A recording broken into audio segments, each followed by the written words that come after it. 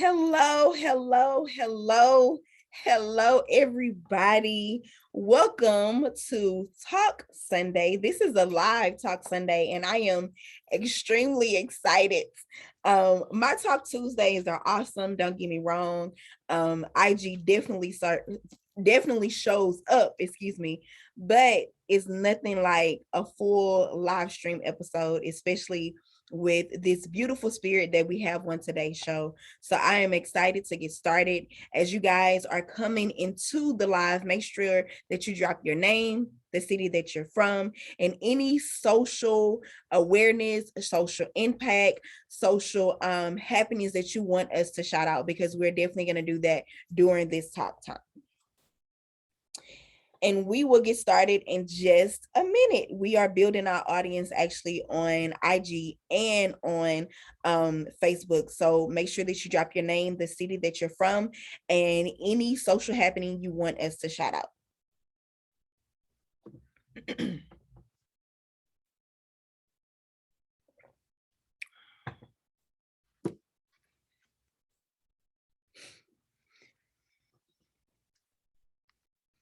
All right. So it is exactly 4:02, and we're going to get started for today's show. For those of you that are new to this platform, I am Tiffany, a licensed clinical social worker by trade and a community activist at heart. This platform, Tiff Talks, was started as my give back to the community, as an opportunity to connect with those on a much wider scale outside of my peer group to discuss taboo topics that are impacting our community. So we have discussed and will continue to discuss topics that make you uncomfortable, but also empower us as a community with education, insights, and awareness. So today is our fourth episode of our linear sequence, and we've been on a journey of tilling our soil and tilling our soul to empower us to move forward to the next bloom in our life. So that has been all about discipline, all about accountability, all about productivity. And today we're going to be discussing resilience. Now, I want to be very transparent with you guys. This episode leading into the next episode will be a very vulnerable one for me, because it is one that I've been on a journey for myself. So you will get probably the most rawest that you've seen me as a host this season, and probably this year, outside of the top of the year episode that we'll talk about in just a little bit throughout this particular talk time. So we are going to be tackling, just as we have been doing throughout this entire series, some thought-provoking topics that will, I hope, inspire you to move forward in some places that you may be in now, from transitioning to one state of being to another, with, of course, advancement. And that is all what linear sequence is about. So for those of you that have had the opportunity to connect with our guest on today, you already know what it is. I already have my journal in place, and I have my pen and my highlighter, because I know that there are going to be some awesome gems dropped during this live talk time today. But for those of you that haven't, I am so happy, and it is such an honor to be able to connect and reconnect with today's talk guest, Heather Chree. She is the owner and operator of U AIM, as well as the owner and operator of The Selfish Single. And I'm going to pass the baton to her so that she can introduce herself and come in her own way. Hi, Tiffany. Thank you so much for having me. You know, I love Tiff Talks. I'm an avid listener, watcher. I try to support in every way I can. Y'all still make sure she still has the marketplace. Make sure that y'all go to the marketplace and get your own journal. But yes, definitely. My name is Heather Chree. I am a Houstonian through and through. I love my city. I actually, in the process, me and Tiff used to be co-workers, cohorts, and we kind of started budding ideas and business ventures. And through that relationship, I wanted to while she was jump starting Tiff Talks, I jump started my podcast, The Selfish Single, which is a Christian podcast about faith-based living, everyday life. And then I started my consulting agency with, excuse me, with You Aim to Start. And it's been a phenomenal, fantastic faith journey thus far. So I'm happy to be here, and I'm happy to keep rocking with Tiff through that journey as well. Yes, yes, yes. And we will make sure that she drops all of her handlers at the end of the show so that you can follow her and be a part and be able to connect with Heather as well. So for me, kind of as I mentioned, this year for me has been all about healing some parts of myself that I didn't know was broken, and healing some parts of myself that needed to be healed. And I've learned during that process how resilient I have been over a lifetime. I am not one, as transparent as I am, I'm not one to like tell my life story or, just put it out there, because I feel like there's some things that you keep to yourself. But when I sit back and I think about some things, I understand now at this place in time in my life the importance of resilience. And truly, when I began kind of putting together the talk topics for this series, I immediately was like, okay, I know we need to talk about healing. And I was like, okay, we're going to talk about resilience. And initially I was thinking like, okay, let's put both of those topics together. But then as I kind of continued on my own journey, I realized that each of those entities dwell in their own setting and they need their own platform and they needed their own talk time to share. So what I've kind of realized throughout this season or this series of linear sequence has been there's been like a common theme that each and every talk topic that we've discussed, from accountability to self-discipline to productivity, all of our talk guests has kind of tied it back to being a skill set, and that skill set being something that I feel that you learn at some point, but I can't truly say that strength or resilience is something that I've learned, more so something that I've experienced. And when I truly really think about strength and think about resilience, I think we live in a day and time in this age in 2021 where strength is no longer a qualification, is more like a requirement. Like you have to have it to just tolerate the daily woes that come along with life. So for me, when I really kind of think about strength versus resilience, I identify strength as being those qualities that you have to take on and to address any distressful moment or difficulty that you may be approached with, versus resilience. When I think about that, I think about it being more so a substance of one's own being able to kind of snap back or uh being elastic to get back in shape after having so much pressure applied.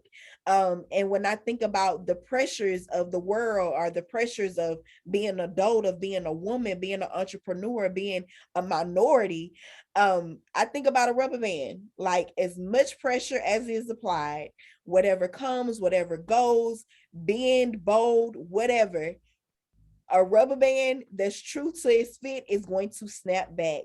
And that durability is something that I immediately identify when I think of resilience, being able to withstand whatever is presented before you. So when I kind of think about my own experience with those two things, I understand neither are guaranteed.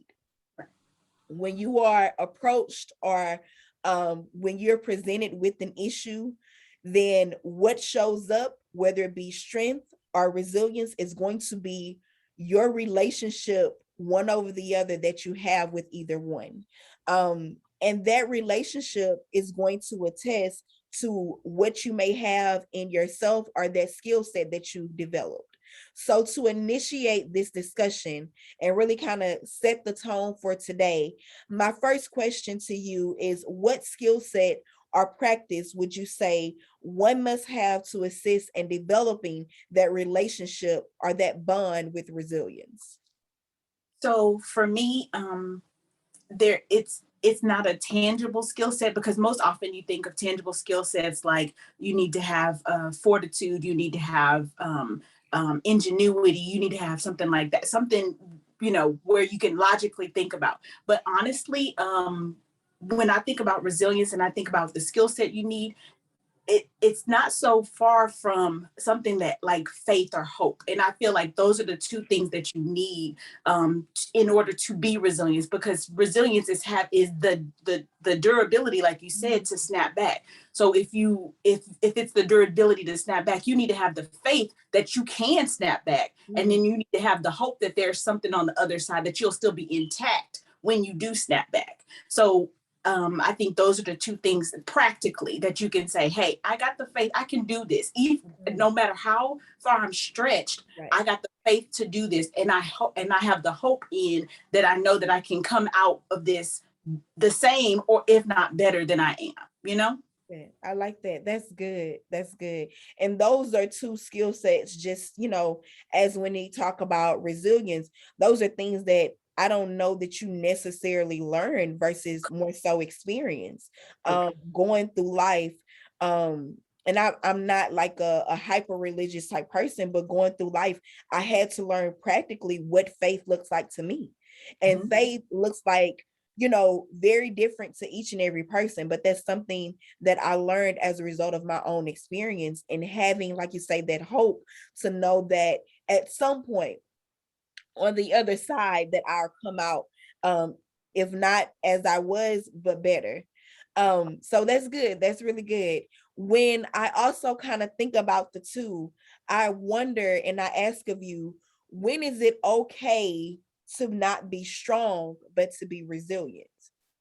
So I look at the two as completely separate entities, and kind of like you said earlier, strength is something that you build. It's something that it grows with you. Whereas resilience is something that you already have. You just have to acknowledge it. And once you acknowledge the resilience within you, then you can grow it, and that's how you become stronger. That's that durability or that elasticity that you have.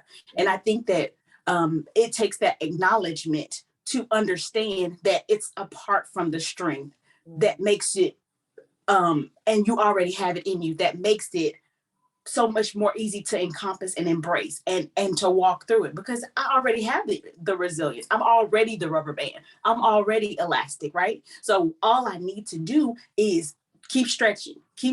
And the more I stretch, when you exercise, the more you walk, the stronger your muscles is. And then you start running, and then you start sprinting. You know what I'm saying? So I think that once you acknowledge that you're resilient, then the strength will come. I love that. See, I told y'all. I told you.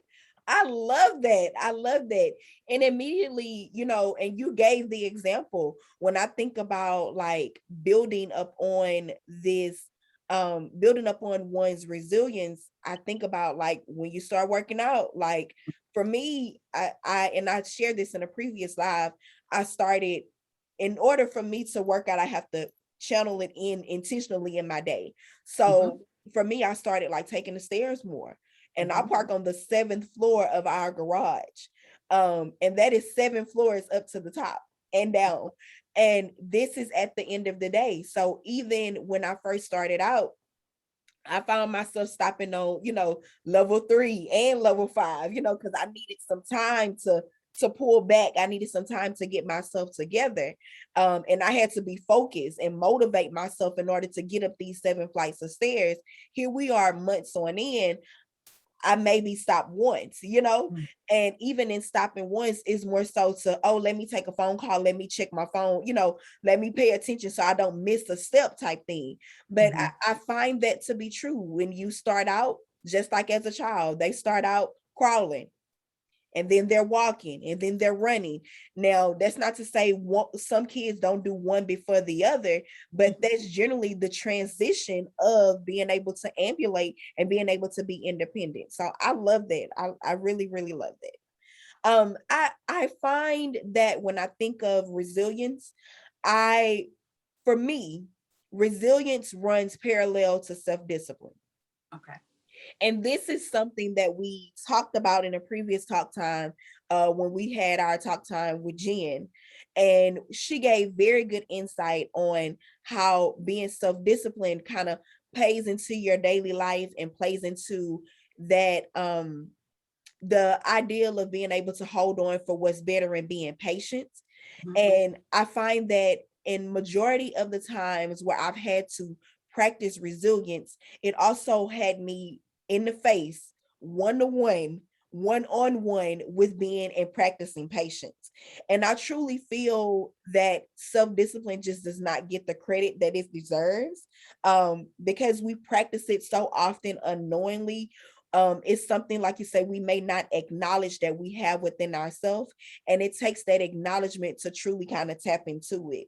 So for me, as I mentioned, when it comes down to resilience, when it comes down to strength, when it comes down to even self-discipline, those things run parallel, but even running parallel, they deserve their own place of being able to dwell, because they may identify, but they differ so much. I find that when I have had to practice self-discipline, it's been some of the kind of worst happenings of my life, where I had no choice but to sit still and had no choice but to be patient. And being patient allowed me to sharpen those skills, where my self-discipline then became my own superpower. And those superpowers are things that I found, as I posted on my social media earlier, there's some things in life that you don't find are necessary until they're necessary. Right. And this past year, I have learned a great lesson in necessities. And that's taking some bumps up against the wall, some head checks, that's taking, some things that were uncomfortable for me, but understanding that ideal that things are not necessary until they're necessary has tied into my superpower of resilience, has tied into my superpower and my strengthening of strength and of self-discipline. So my question for you are, what are your thoughts about resilience as a superpower? I'm gonna go back to what I said previously. It's already inside of you, and it's like an untapped.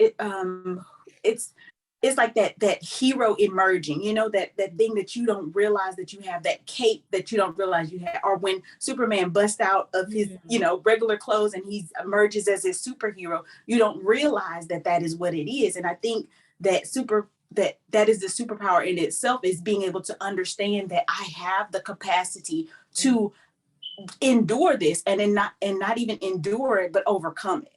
And so that faith and that hope in resilience allows me to have it to be its own superpower, to allow me to continue on, to build the strength, to build the confidence, even to build the expertise, to build the experience, to build the relationships that come out of all of these things. So all of this comes out of the fact that you're able to bust out of that. You know that you can bust out of that regular schmegular day, and you can put on your resilience, and you can get through it and overcome it. I like that. I like that.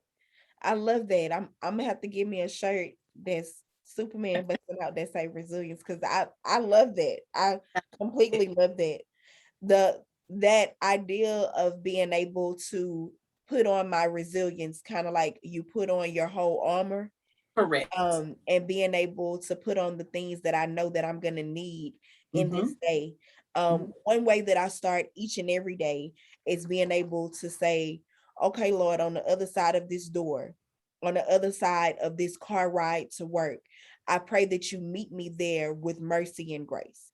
And Yeah. those are two things that I am so happy when I go to sleep at night. I wake up to a fresh set of it the next day, that I look forward to it because I know that it's going to meet me at the point of my need. Yeah. And one thing that you and I always kind of talk so candidly about, in regards to like just everyday life, is our moral compass. Mm-hmm. And that moral compass tying into like integrity, and tying into, the things that you have to put on a daily basis. And knowing that those things that you put on, whether it be integrity, whether it be those tools that go into your moral compass and your toolbox, those things differ for very many people at different stages of life, at different stages and seasons of their life, at different ages and different interactions. And they measure just as different as others. Not everybody has the ability to do those things. So when talking about moral compass, my question for you, and I really want to get your thought process on your insight when it comes to resilience being able to be defined or even refined by one's own moral compass. Okay, say it again. What's the What question? is your insight into resilience? Would you say defines or refines one's own moral compass? So, of course, resilience is already in you. You just have to tap into it. So we got that part. So it does both. I will say it defines and it refines you because it's already a definition, right? But that elasticity can grow over time. So it's defined. There's this little skinny rubber band, right? And then the more you stretch it, it can expand. And the more it expands, it can widen. So it can get bigger and bigger, but it has the capacity to withhold a lot more. So it can be redefined. Your capacity becomes redefined. So you, as speaking personally, there's some times where, say for instance, I just moved and I moved with my family. And so the capacity that I initially had was, okay, I can only handle, 2 or 3 y'all at a time. And then, growing that resilience and growing that, and this is a small gesture of resilience, but growing that, dealing with personalities and dealing with, all of the things that come with living in a multi-generational home is your capacity gets breached. And so you don't ever think that you're going to come back, but you feel like your compassion grows, your sense of grows, your encouragement grows, your prayer life grows, your patience grows, the need to understand silence grows.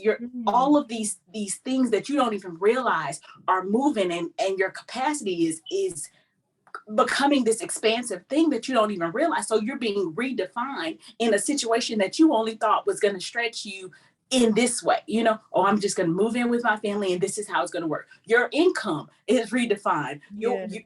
You move and how you operate, your respect level, it's redefined. And you have to acknowledge those things in the process, but you also have to look on the other side when you come out of it and be like, wow, I grew this much, And I think that's something that most people don't take the time to do, that the self-awareness. I know we always talk about being self and understanding that even in that is something that's resilient. Your self-awareness is growing because you understand that you are being not only defined by this capacity, but you're being redefined in a whole nother capacity when you come out of that.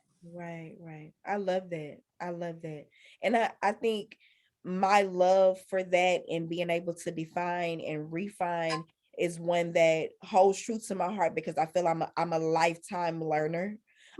And being a lifetime learner, I try to always look for the lesson in whatever comes and what goes. That may not always be easy. It may not always be crystal clear. My husband and I joke so often about like passing the test. In life, we hold true to God will give you so many tests over and over again until you pass that test. And it may be a simple test in trust. And you will find that test in different relationships and different friendships and different connections with people until you pass that test.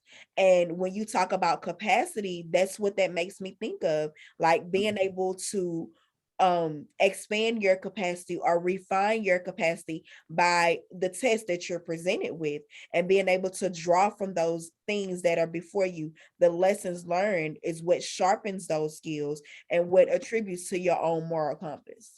Absolutely. That's and even in saying that, the pass the test, I'm strong in my faith, and it goes back to that no more than I can bear. God won't put any more on you that you can bear. So knowing that when you're in it, when you see it, you realize that you're about to break, that you're being stretched beyond the point. But then you remind yourself that, hey, I'm just being redefined. That's basically Mm-hmm. what that means. God won't put any more on you that you can bear. I'm just being redefined. I'm being stretched. My capacity is growing. I'm being redefined. And if you take it as that, then you understand that it's just resilience. It circles back. It circles back. That's good. That's good. Woo, that's good. Okay, I want to do a couple of shout outs. So I saw that Kathleen has joined. Hey, Kathleen, thank you so very much for joining us, a longtime Tiff Talk supporter. And I see some other people are on, but I cannot shout you out if you don't like comment in the comment section below. So now is the time to do that. Even if you're saying hi, just comment in the comment section below. Feel free to drop any social outreach, that you would like us to shout out.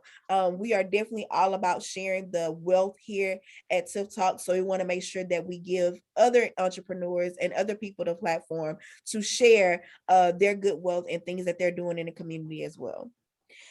So for those of you that are joining us, we are here with Heather Chree of You Aim to Start and the Selfish Single podcast, and we're talking all about resilience. We started off by really kind of talking about what that looks like, and just in a very practical way, the skill set that goes along with resilience. And where you chimed in is where we're talking about refining and defining that resilience as a result of your own strength and your capacity, as Heather was saying.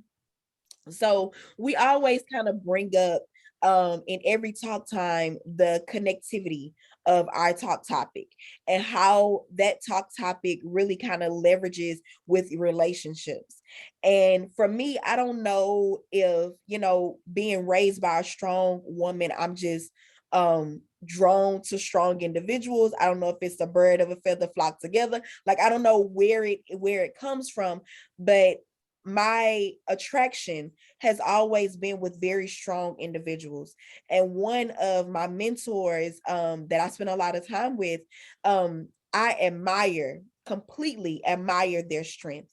And I found myself in all that I can kind of like observe in their aura and what they've been kind of going through with life woes. I found myself saying out loud, I I admire your strength, but I pray for your resilience. And it wasn't until I sat down and began collecting my thoughts to complete this outline that I realized how powerful that statement is, to be able to admire strength but pray for resilience. And for me, I just really want to gauge from you, knowing that the cornerstone of life and maintaining life is self-preservation. I want to gauge from you, in this world where strength is perceived as the cornerstone and preservation is just the same, where do you find resilience fits in between those two? So people put a lot of, like you said, people put a lot of emphasis on strength. Ooh, pray for my strength, pray for my strength. Strength is just a result of resilience. It's a result. Resilience is the thing that you need to endure the strength. The strength it comes afterwards. And once I understood that, it helps me to not be so, because anxiety is real. Depression is real. Right. Fault finding, self-sabotage, those things are real, because that's what's on the other side, or on the flip side of resilience. And if you're not careful, you can find yourself, worrying yourself into a place of fault, worrying yourself into a place of, I don't know what's happening, I don't know what I can do. And you get into this place of paralysis, that you can't do anything, and you can't strengthen yourself. You can't bounce back if you're stagnant, if you're stationary. It's just a place of being. So your resilience, like I said, is always there. The rubber band is always there. It's the strength that comes as a result of you exercising it. And so I think on the level of where strength falls and where resilience falls, I think people have to understand that resilience is always there. And because it's always there, it's always precedent. It's a part of you. You have the capacity to do whatever you want to do. Right. You have everything inside of you to reach whatever dream you need to reach, to do whatever goal you need to set, to do whatever mountain you need to climb. You have everything inside of you already. You just need to start exercising it. That's it. That's good. That is good. When we came back to the top of this year, I was like 90 days postpartum, looking as best as I could look. Having had the year that I'd had, I found myself and just all of the talk partners, when we started out this year, it was very important for us to set the tone for what we anticipated or what we wanted to get out of 2021. And that was not only all that we didn't get out of 2020, not only was that all that we didn't get out of 2020, but those things that I feel that we had kind of negated for ourselves. So that sabotage that you talk about, that paralysis that we may have found ourselves in because we were in the middle of a pandemic. And so often is it easy to justify those things when we don't have that self-awareness, or when we lack the capacity to want to extend the capacity. So our very first show for 2021 was all about self-preservation. And in that talk time, we realized just in our own conversation how self-preservation required us a whole new level of vulnerability.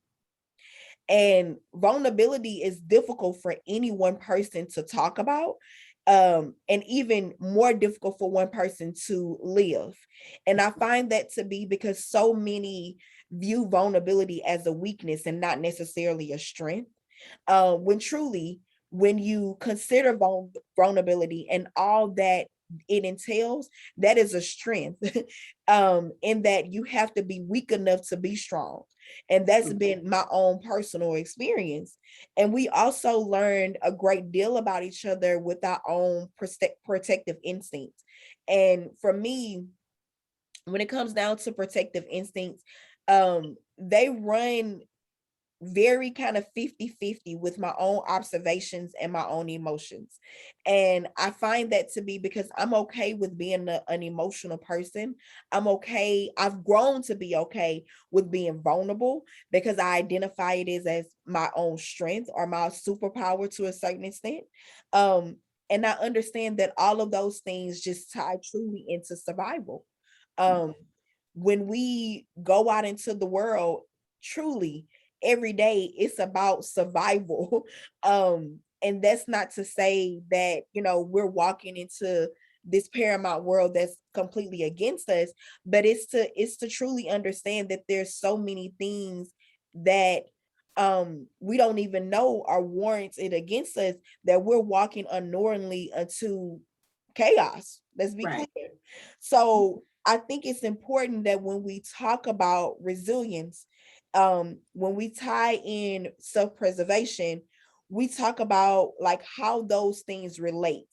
For me, I've learned in the process of self-preservation that there's a selfish instinct of my own protective instinct, and I'm okay with that. But not everybody is okay with understanding that that protective instinct ties back into being selfish. So, as the host of The Selfish Single, my question is, what are your thoughts about self-preservation being selfish as it relates to resilience? So,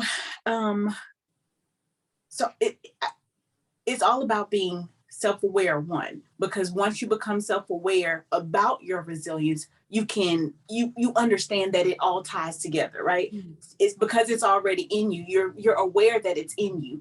Then you can start moving it as necessary. But then going back to our previous Tiff Talks that we did about boundaries, you understand that resilience also is a circumference around you. So that means that there are certain things that can't penetrate your resilience, that can penetrate your own resilience. So you have to allow yourself, you can't allow things to come into the space that messes up what's already inside of you. You know what I'm saying? You can't allow those negative thoughts, that self-sabotage, so that inner work, because that's a self fight that you got to deal with already. You can't allow outside things to penetrate the resilience that's already inside of you. So that is a selfish work, you know? So the whole obstacle resilience is a selfish act in itself. It's about understanding, one, who you are. So that's that self awareness. That's maintaining, knowing that you have that strength, right? That capacity to grow in and out. And then knowing that on the other side of that, I'm going to be better, right? So that's the selfishness. That's knowing that, hey, I got this, I can handle this, and I'm gonna overcome this, right? I got it. It's already in me. I'm gonna overcome it. I got that hope. I got the faith that I can get through this. It's the whole thing is selfish. It's an all I statement, because resilience is all about you. It's all about how you respond to everything, all the chaos, like you said, all the chaos around you. How you respond to the stuff that's being thrown your way. How you respond to some stuff that came out of thin air, right? Yeah. That's good. I when selfish, the term selfish has had such a negative connotation for so long, when I don't truly believe that people know, for something to truly be selfish, that means that it lacks intentional concern for other people. Correct. And never at any point am I, in my daily walk, in my daily talk, in my interactions, do I present or have the intent to lack concern for others? So for me, when I think about my own self-preservation, when I think about my protective instinct, I understand those things are selfish, and it's okay for them to be selfish, because they're inside jobs. Correct. And everything that we have discussed throughout this linear sequence, it's been clear. It starts out as an inside job. Even the things that are of me, that people attached to me will benefit from, those are inside jobs. They start as an inside job. And the easiest, most relevant example that I can give is self-care. For me, when it comes down to my self-care, when I do not practice it, the people around me can feel it, and they're feeling it in a negative way. Because I'm on edge, they're on edge. But when I take the time to take care of me first, however they may look, however that may look for me in that moment, and of course it looks different on a daily basis, when I benefit from that, they benefit from that. One of my cousins was, just checking in, casual conversation, and she was saying, Tiffany, I have a lot going on, and I'm trying to balance this and balance that and whatever. And I was like, well, what are you doing for yourself? And she couldn't answer. And I was like, okay, I'm gonna get you something. And I'm a firm believer in my sage and my Plano stick and my candles, my charge candles, and my time by myself. And that's not for everybody. But what I said to her and what I gifted her was her own kind of good vibes pack, to be able to say, like, this is what you need to do for yourself. Even if it's 10 minutes at the start of the day before you start, going, being a mom, being an employee for somebody else, being an entrepreneur for yourself, being a friend to somebody else. These are the things that you need to set aside for yourself. I mean, if you can give somebody else 8 hours, you can give yourself 10 minutes. Right. So, and she's, shared with me, these are things, this has really helped me.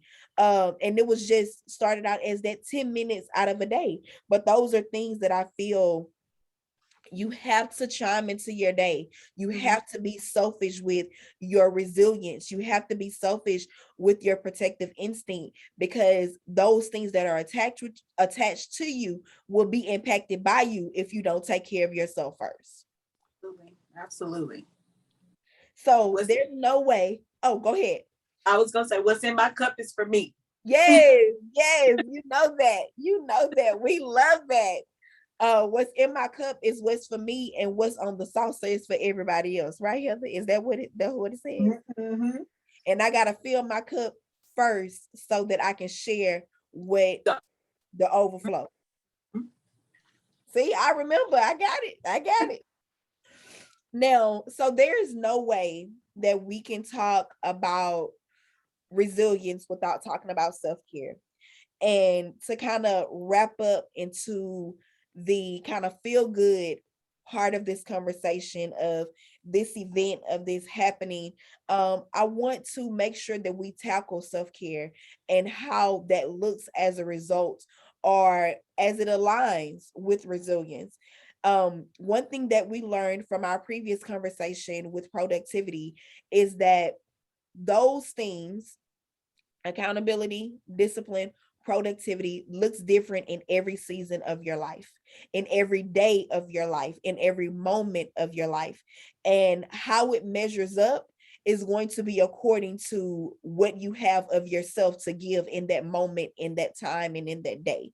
So I understood like never before. For me, sometime in order for me to truly be productive, I may have to take a break, to reset, to refocus, to restart, um, and to really value quality, excuse me, over quantity, which is something that I'm learning in my everyday life.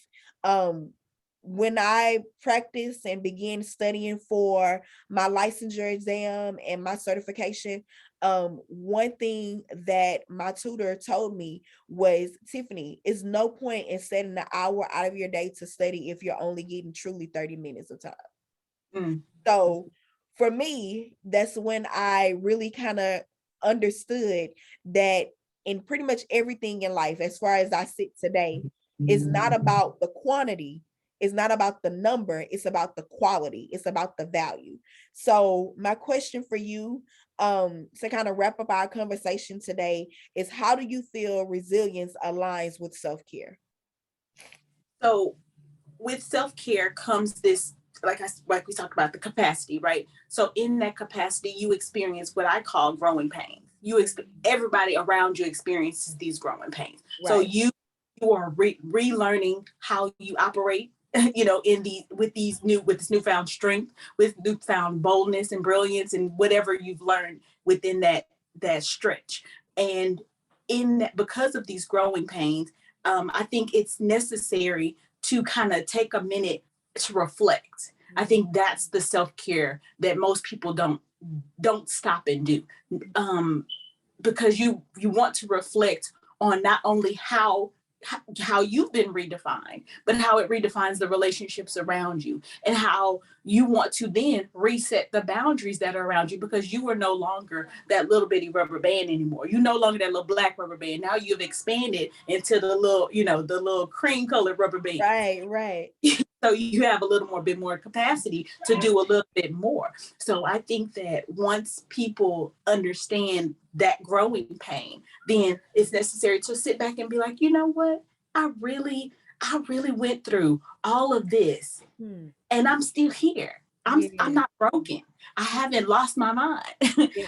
I'm still, and if you're in a better place, like, wow, I've come out so much healthier.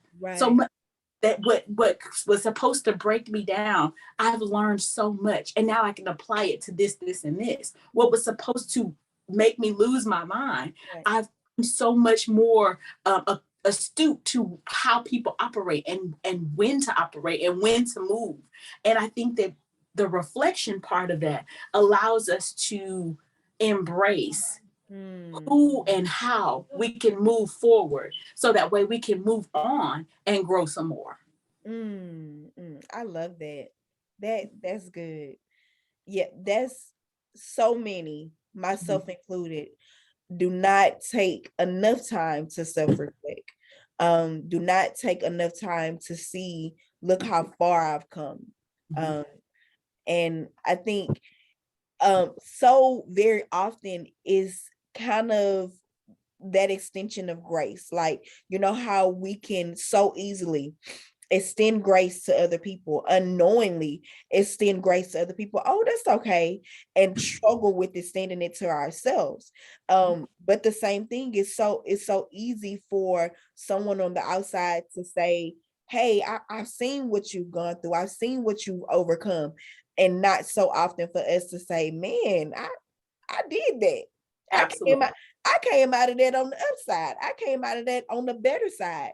And coming out of those things on an upside or the better side is now helping me, like you said, to redefine what's suitable for me. Right. That's good. That's good. I love that. I love that. I think I would have to say I'm at that state where I'm at a point of self-reflection. Like you said, redefining and refining things for myself and what's suitable for me, but also my tolerance in that, if that makes sense. Mm-hmm. Um, I'm not I'm not 30 anymore, I'm sure not 25 no more, and my capacity has grown, and my tolerance has as well. So I can definitely identify with those, with your takeaway from that. Okay.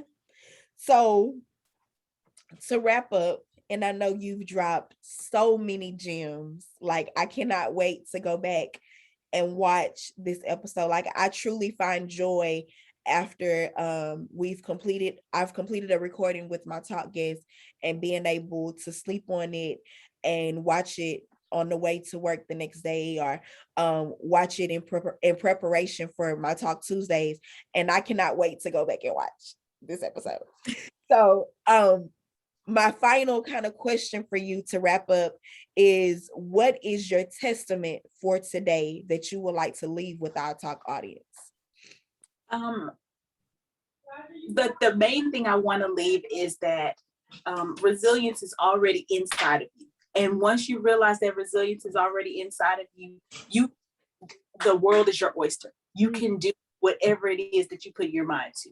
Stop doubting that you write the book, do the plan, sing the song, record the demo, start the video, take the picture, whatever it is, do it, because it's already inside of you. And the only thing that one step is going to allow you to do 1,000 more, and then 1,000 more, and then 1,000 more. And if you accept and embrace that it's already there, and you start the exercise, there's no telling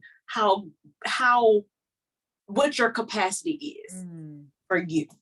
Yes, that's good. That's good. I love that.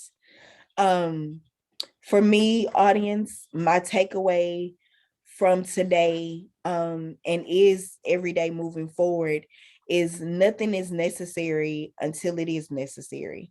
And that is always necessary. I was sharing with Heather in our kind of pre-show that 90% of what I put on my vision board this year has come to full fruition. And those are things knowing and unknowing to myself. And that is because I've been put in so many situations within this past 2 years where things became necessary.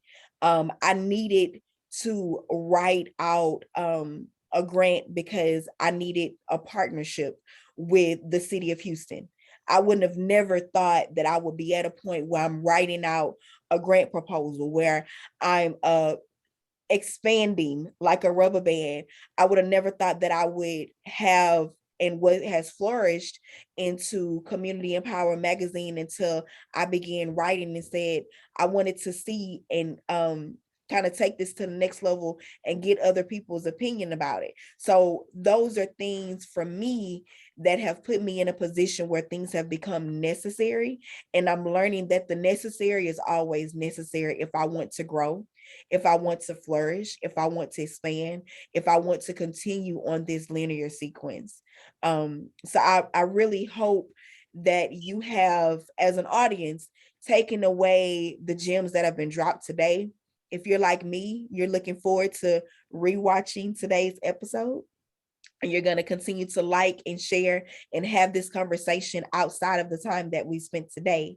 And Heather, as always, I appreciate you. I love you. And all that you continue to give of yourself and sacrifice and investment to the community, to your own platform, to your family, and to me and your peer group. So keep going, continue to stretch and be the rubber band that I know that you are. If you would please drop your handles so all of our talk community can follow you. All right. So it is the podcast is at the selfish single, TheSelfishSingle. And you aim to start small business consulting agency is at U, the letter U, AIM2, the number 2, START. And you can follow me on both platforms, Facebook and Instagram. And I'd love to hear from you guys.